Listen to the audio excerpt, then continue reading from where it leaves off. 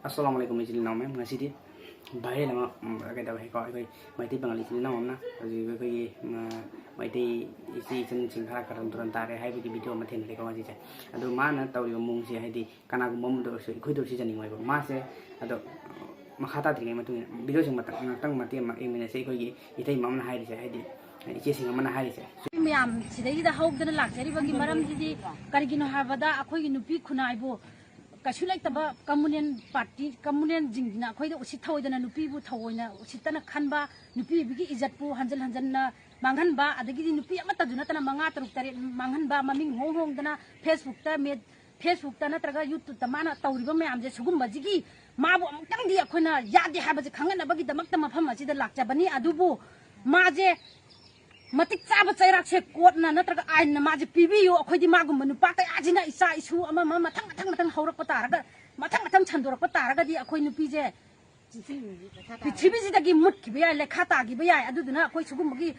fatta banu pa je chungai leiba lehanning de mabu matik caba cairak pibi raga ain gi matungina hat pana terga dandi phangan ba pamjai adu gi damak ta koi Meirapaibina myam lakraba khun dagi masi gi mafam da lakcha bani sigi wa haije media gi thong da haijari aduga mari leinaba amadi sangsan khuding mang na ju sugum phatraba nupa ji gi mabu ko dandi pibiu sibagi chairak na traga ju an gi matung ina ma je chairak pibi raga nupi da amana sugum kram je tawba ade haiba je sangsan khuding mang na ima iben amadi ibung pa kai khuding mang na mabu amta nupa je muslim na Meitei da cham na longna balai na ba ya de hai na mana muslim jina hanjal akoi gi Meitei da usita ba tawrak je akoi mama ama oina chunga ya janing di hai ba Meitei ngak tani mana tawri je hanjal macha lai ba lai sabi masing khangdra ba nupi ni mana tawrai je adu maming jina Facebook ta ama YouTube ta ama adigi WhatsApp ta ama samaina hong dra mana Meitei sare raga mana tawrak bani masigum thabak je akoi janing de sigum phatra ba mahik je Manipur haiba leibak sidagi marut phangna muthat pada sangtan khudimang na imai ben khwai khudimang na matiang pangbiyo haina media gi thong da khut non na nuluk na haijari sini ba video se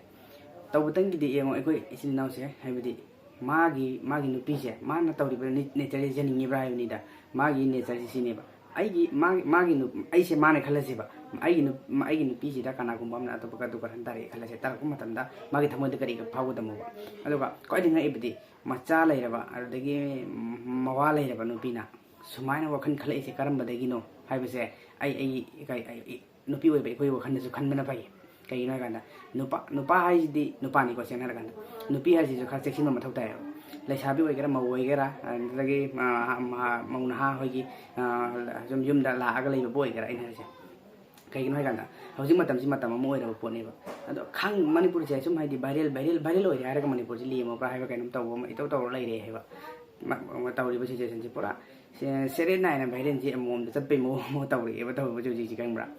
sum nungai jade hai ba duni ai ichani jara tho ga di kari khan gani hai ba duni nang na nang nupi ai na nang na nupi ji ke viral chal no pa se si ma nang nupi je ma wa re kha ma gi sumain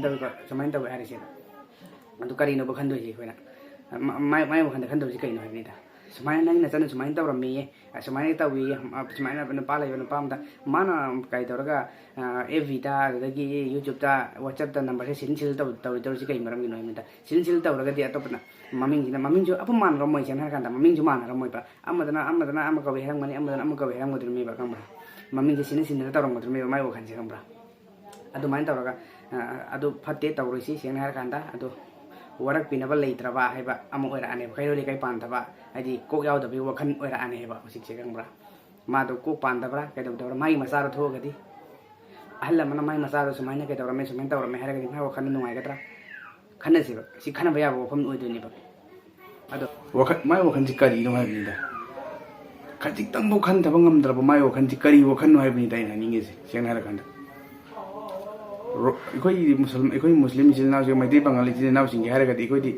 seng na ha ka na ikoi di roza hai ji kari kum ta ma di namau ju sondre adun ta ko di karim su tawdre ado roza su hendre ma nupi angang yo khan lu pa lai hire ba ikoi ju se matam chang sun mangam jati seng ha ra kan ko adu namau ju sonda ba hai ba sina mai wakhan di mak se motil le ba du na phata wakhan ta san kan gre sin haning se me am po adu makha tarakpati atum ichil naw yengminarase ko kari lake kari phone lake haibdo